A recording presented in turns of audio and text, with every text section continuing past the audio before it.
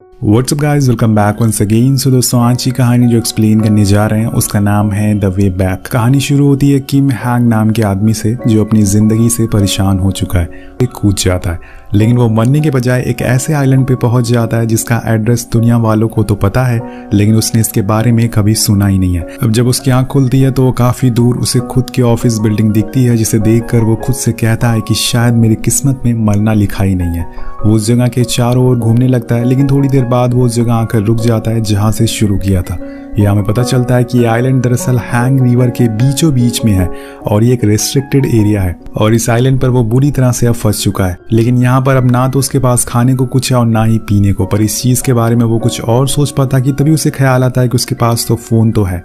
वो फौरन पुलिस को कॉल लगाता है और कहता है कि मैं एक आइलैंड पे फंस चुका हूँ। उसकी ये सब बातें पुलिस को मजाक लगती है, इसलिए वो फोन काट देते हैं। इसके बाद वो अपनी एक्स को कॉल लगाता है, वो तो उल्टा उसे गाली सुनाने लगती है। लेकिन इसके बाद आता है क्रेडिट कार्ड सेल करने वालों का कॉल, जिन्हें किम अपनी मुसीबत शेयर करता है, पर वो अपनी स्क्रिप्ट पढ़ने में इतना बिजी होती है कि वो उसकी बात सुनती ही नहीं और कुछ ही देर में उसकी बची हुई बैटरी भी खत्म हो जाती है। यानी कि एक आखिरी उम्मीद भी उसके हाथ से चली गई थी। अब वो डिसाइड करता है कि वो तैर कर इस नदी को पार करेगा। वो धीरे धीरे पानी में उतरना चालू करता है और दूसरी तरफ जाने लगता है, लेकिन उसे तो तैरना ही नहीं आता है, इसलिए वो वापस उसी जगह आ जाता है जहां से उसने स्टार्ट किया था। अब कुछ देर बाद वो डिसाइड कर लिया थोड़ा एंजॉय ही कर ले। वो वहां लगे फूलों को खाने लगता है। उसे फूल बहुत पसंद थे, वो बचपन में उन्हें बहुत खाता था। अब प्यास लगने पे वो उसी नदी का पानी पी लेता है। कुछ देर बाद अंधेरा होने लगता है और पुराने तरीके से वो आग जलाने की कोशिश करता है, लेकिन उसे नहीं जलती और फिर बड़े ही आराम से वो सिगरेट निकाल कर अपने लाइटर से जलाता है और कहता है कि वो सब डिस्कवरी वाले झूठ बोलते हैं। अब उसने आग भी जला ली थी। अब वो वहीं लेटा हुआ अपने सारे क्रेडिट कार्ड को देख रहा होता है, लेकिन अब उसे ये जगह अच्छी लगने लगी है। कम से कम यहाँ पे तो वो लोग नहीं है जो पैसे के पीछे भाग रहे हैं। उसे यहाँ सुकून मिल रहा था, इसलिए वो यहीं रहने का सोच लेता है। लेकिन उसे इस बात का जरा भी अंदाजा नहीं था कि जितने भी दिन वो इस आइलैंड पर बिताने वाला है वो उसकी पल जिंदगी को बदलने वाले हैं। अब नेक्स्ट डे जब वो सोकर उठता है तो उसके सामने एक बोट जाती हुई दिखती है। वो उन्हें हाथ हिलाता है, उनसे मदद मांगता है, पर वो लोग समझते हैं कि ये कोई पागल है और यही इसका घर है, इसलिए वो उसे देख कर भी वहां से चले जाते हैं। अब यहाँ किम उस आइलैंड को एक बार और छानता है, जहाँ पे उसे एक बोट मिलती है जिसे वो अपना घर बना लेता है। वो उसके अंदर सोते हुए खुद से कहता है कि हम मिडिल क्लास लोग अपना घर कभी नहीं खरीद पाते हैं, लेकिन आज मैंने खुद का घर बना लिया है। अब वो उसके अंदर बहुत ही आराम से सोता है। जिसके बाद वो खुद के खाने के लिए मछलियां पकड़ने जाता है, पर पकड़ नहीं पाता। वो डक पर भी ट्राई करता है, पर वो भी हाथ नहीं आती, तो उसे मजबूरन उसी टापू पे उगने वाले मशरूम ही खाने पड़ते हैं। और उसी दौरान उसके सर पे कुछ पंछी पॉटी कर देते हैं, तो वो खुद का सर धोने के लिए शैम्पू का यूज करता है जो झाग नदी में बहकर आ गया था, वो उसका इस्तेमाल करता है। तभी उसे फिश दिखती है जो मरकर ऊपर आ गई थी, तो आज के दिन का उसका इंतजाम हो गया था। अब उन मरी हुई फिशेस को खाने कुछ कबूतर आते हैं, पर वो उसे खाते ही मर जाते हैं क्योंकि उन्होंने जो फिश खाई थी उसके अंदर केमिकल थे। अब अगले दिन उसे वही मरी हुई कबूतर दिखती है, तो अब यहाँ पर उसका लंच का इंतजाम हो जाता है। खाने के बाद वो वहीं लेट जाता है और मन ही मन सोचता है कि कितना बोर हो रहा हूँ, लेकिन कभी कभी कुछ न करने में बहुत मजा आता है और मैं वही मजे ले रहा हूँ। अब सीन शिफ्ट होता है दूर कहीं एक टावर पर रहने वाली एक अनोखी किस्म की लड़की पर, जिसका नाम है जूली, जो किम की ही तरह है। बस फर्क इतना है कि वो वहाँ आइलैंड पे रह रहा है और यहाँ पे ये रूम पे रह रही है। लेकिन आपको ये जानकर हैरानी होगी कि जूली पिछले 13 सालों से अपने रूम से बाहर नहीं निकली है, इसलिए कहना गलत होगा कि ये उसका खुद का बनाया हुआ एक आइलैंड है। वो वहीं सोती है, खाती है, एक्सरसाइज करती है और एक साइट पे खुद की फोटोज अपलोड करती है, लेकिन वो उन्हें एडिट कर देती है और बाहर के लोगों को ऐसा दिखाती है जैसे वो बहुत सी जगह घूमती है और बहुत शॉपिंग करती है। लेकिन दोस्तों, रियल में वो फोटोज फेक होती हैं। अब यहाँ जूली के पास एक कैमरा भी है जिससे वो बाहर की दुनिया देखती है छुप छुप कर, लेकिन हेलमेट लगाकर। तो यहाँ जूली को मून बहुत पसंद है क्योंकि वो भी उसकी तरह अकेली है और उसके ऊपर एक दाग है जैसे कि उसके चेहरे पर है। यहाँ जूली अपने घर वालों से भी बात नहीं करती सिवाय अपनी मॉम को छोड़कर। उसे लगता है कि उसके दाग की वजह से कोई उसे पसंद नहीं करेगा, इसलिए उसने खुद को रूम में बंद कर लिया है। अब एक दिन जब वो अपने कैमरा से बाहर देख रही होती है तो उसे वही टापू दिखता है जहाँ पे वो किम को भी देखती है, हरकतों पे नजर रखती है और उसकी फोटोज ले लेती है। ये दोनों कहने को तो अलग हैं पर हैं एक ही जैसे। इन्हें इस बात का जरा भी अंदाजा नहीं है कि ये एक दूसरे के लिए कितने इंपॉर्टेंट है। अब उसने एक किनारे पर एक बड़ा सा हेलो भी लिखा हुआ था जिसे जूली देख लेती है और सोचती है कि क्यों ना वो उससे बात करे। वो आदमी भी उसी की तरह है, दोनों अकेले हैं और दुनिया के शोर से दूर हैं, लेकिन इसके लिए जूली को बाहर जाना पड़ेगा। क्या वो 13 साल बाद घर के बाहर निकले निकलेगी। वेल वहीं साइलेंट पर किम को दूर से आते हुए एक शिप दिखता है, लेकिन अब वो उसे देखकर छुप जाता है क्योंकि अब उसे वापस नहीं जाना है। इसी दौरान उसे वहाँ एक नूडल का पैकेट मिलता है जिसके अंदर बस एक नूडल मसाला था। अब उस मसाले को देखकर उसके मुंह में पानी आ जाता है और इसी चक्कर में वो उसके सारे इंग्रेडिएंट पर डालता है और उसे स्मेल कर करके नूडल को इमेजिन करने लगता है। पर अगले दिन जब वो सोकर उठता है तो सोचता है कि क्यों ना मैं खुद का नूडल बनाऊं। वो बहुत सारे प्लांट्स को तोड़कर उनसे नूडल बनाने की बहुत कोशिश करता है, पर अफसोस वो नाकामयाब रहता है। आखिर में उसे वो समय याद आता है जब उसकी माँ बचपन में यही नूडल्स खिलाती थी, लेकिन वो बार बार खाने से मना कर देता था और फिर बड़े होकर भी उसने ऐसा ही किया, लेकिन आज उसे इनकी कीमत पता चल रही है। लेकिन दोस्तों यहाँ पर किम हार मानने वाले में से नहीं है। उसे एक आइडिया आता है। वो कबूतरों के वेस्ट मटेरियल को इकट्ठा करता है और उसमें से बीन्स को अलग कर देता है, वो भी खुद के क्रेडिट कार्ड की मदद से, जिसके बाद वो उन्हें खेत में गाड़ देता है। लेकिन वहां पर उसे बहुत सारे बड़े बड़े पत्थर मिलते हैं जिसे हटाने में उसके पसीने छूट जाते हैं। पर किम यहाँ कुछ अलग ही करता है। वो नोटिस करता है कि वो तो सॉल्ट जनरेट कर रहा है उनके, वो भी खुद के पसीने से, तो आगे जाकर वो उसका यूज करेगा। और इसके बाद वो उसी खेत में खुद का सूट का पुतला बनाकर लगा देता है और खुद से कहता है कि ये सूट हमें पूरी जिंदगी पुतला बनाकर रखते हैं, लेकिन आज मैंने देखो इसे खुद का पुतला बना दिया। एक्चुअली में दोस्तों वो खुद के नूडल उगाने वाला था, इसलिए उसने इतना सब मेहनत करी थी। वहीं दूसरी तरफ हम जूली को देखते हैं जिसने फैसला कर लिया था कि वो 13 सालों बाद सिर्फ उस आदमी के लिए बाहर निकलेगी जिसे ना तो उसने सही से देखा और ना ही जानती है। अब उसे कहीं ना कहीं लग रहा था कि उसे किम से बात करना चाहिए। उसे लगता है कि ये एक एलियन है और धरती पर रहने आया है जिसने ब्लैक नूडल बहुत पसंद है।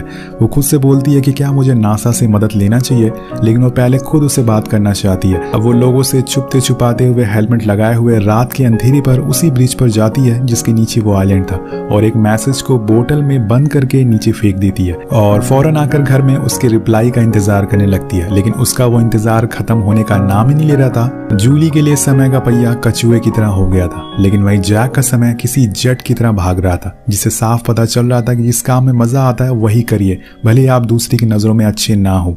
अब देखते ही देखते 2 महीने बीत जाते हैं, लेकिन किम का कोई भी जवाब नहीं आता। लेकिन वो अब सर्वाइविंग स्किल में मास्टर बन चुका था। उसने हर चीज खुद के लिए बना ली थी। कुछ देर बाद उसकी नजर उसके खेत में जाती है और उसकी मेहनत से उगाया हुआ पहला पौधा दिखता है। अब उसे देखकर उसकी आंखों में आंसू आ जाते हैं और उसने कभी उम्मीद ही नहीं की थी कि वो एक दिन खुद की मेहनत से खेती करेगा।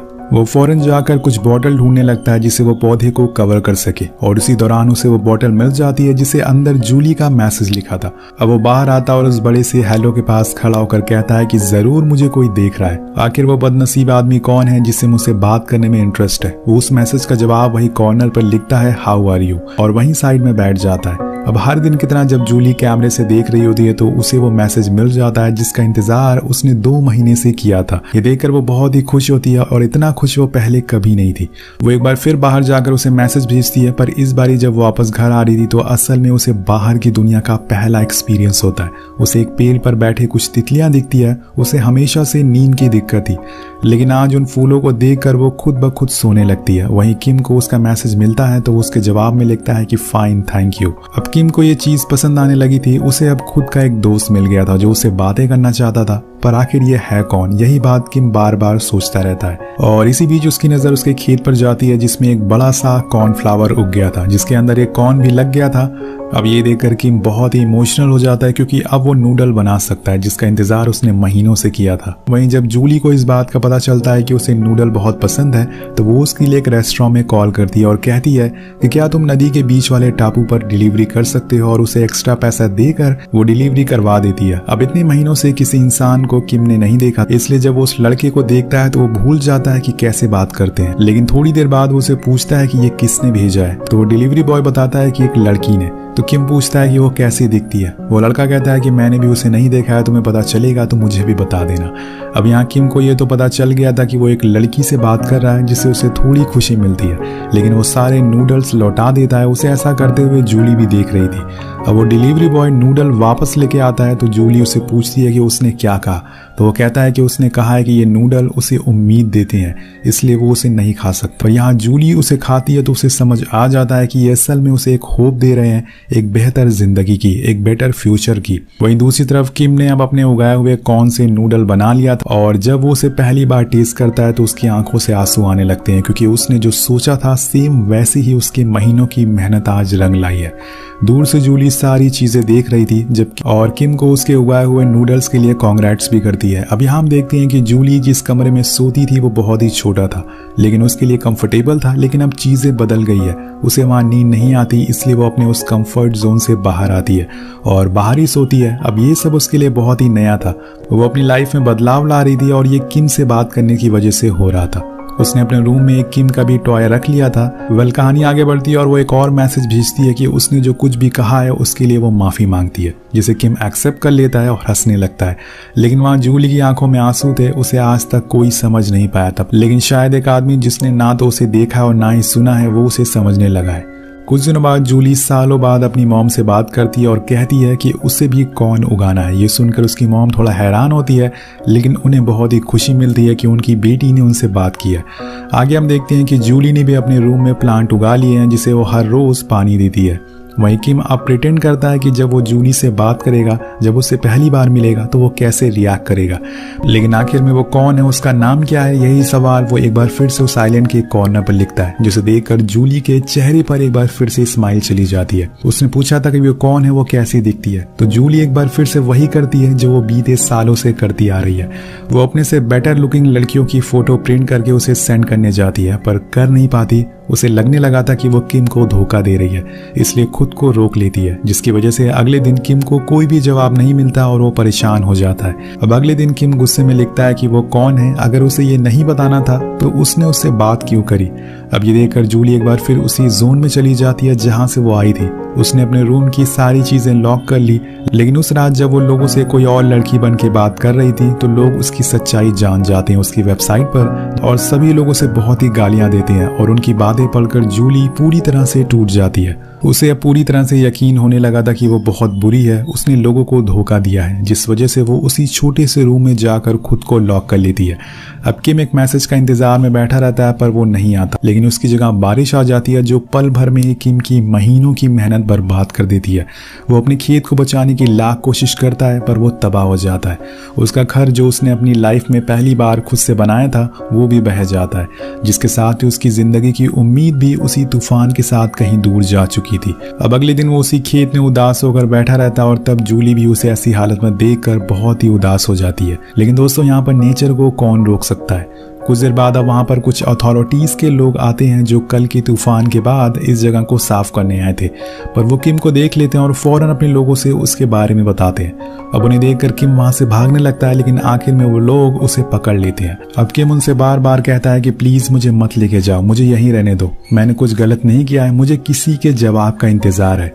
पर वो उसे बताते हैं कि ये जगह रेस्ट्रिक्टेड है, यहाँ कोई नहीं रह सकता है, और उसके ना मानने पर कुछ लोग तो उसे मारते भी हैं और उसे बनाई हुई हर चीज को तबाह कर देते हैं। अब दूर से जूली ये सब देख रही थी कि कैसे उन लोगों ने उसके बोट पर बैठा लिया और उसे दूर लेकर जा रहे हैं। लेकिन यहाँ जूली के मन में एक सवाल उठना शुरू हो जाता है कि क्या अब वो उसे कभी दोबारा देख पाएगी, क्या वो उसे कभी मिल पाएगी। अगर वो यहाँ से चला गया इतने बड़े शहर में तो वो उसे कहाँ ढूंढेगी। उसके दिल में बस एक ही आवाज आती है कि यही आखिरी मौका है, अगर चला गया तो इंसान तुमसे बहुत दूर हो जाएगा।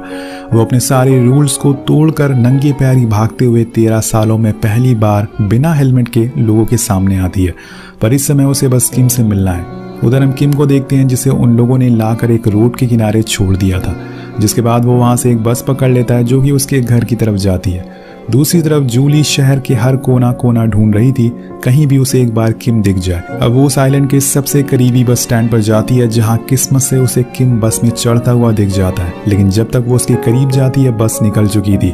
वो उस बस के पीछे पीछे भागती रहती है, लेकिन एक समय पर वो रुक जाती है, उसकी हिम्मत ने जवाब दे दिया था और अब वो वापस जाने लगती है। लेकिन तभी उसे एक अनाउंसमेंट सुनाई देती है कि शहर में ड्रिल प्रैक्टिस चल रही है, जिससे सारे व्हीकल कुछ ही देर के लिए रुक जाते हैं। अब ये सुनकर जूली बस भागना शुरू करती है और वो तब तक भागती रहती है जब तक वो बस के अंदर ना चढ़ जाए। कुछ ही देर बाद वो बस के अंदर होती है और उसके सामने किम बैठा था। वो उसे बस देखती जा रही थी, लेकिन किम उसे पहचान नहीं पाता, उसने तो आज तक उसे देखा ही नहीं था। अब जूली उसे अपना नाम बताती है और उससे वही सवाल पूछती है जो लास्ट टाइम किम ने उसे पूछा था कि तुम कौन हो, जिसे यहाँ पर किम समझ जाता है कि ये वही है जिसे वो हर रोज बातें करता था। और ये जानकर किम रोने लगता है, उसके तो आंसू ही नहीं रुक रहे थे। तभी अचानक से एक झटका लगता है जिससे जूली गिरने वाली होती है, लेकिन किम उसका हाथ पकड़ लेता है। मतलब कि जूली को अब एक साथी मिल चुका है जो उसके साथ रहेगा, और कुछ इसी तरह से दोनों एक दूसरे को पहली बार टच कर पाते हैं और ये कहानी यही खत्म हो जाती है। वेल, आपको कहानी कैसी लगी नीचे कमेंट करके जरूर बताएगा। इस वीडियो पर एम करते हैं 400 कमेंट का। मिलते हैं आपसे अगली वीडियो में। Thank you so much watching.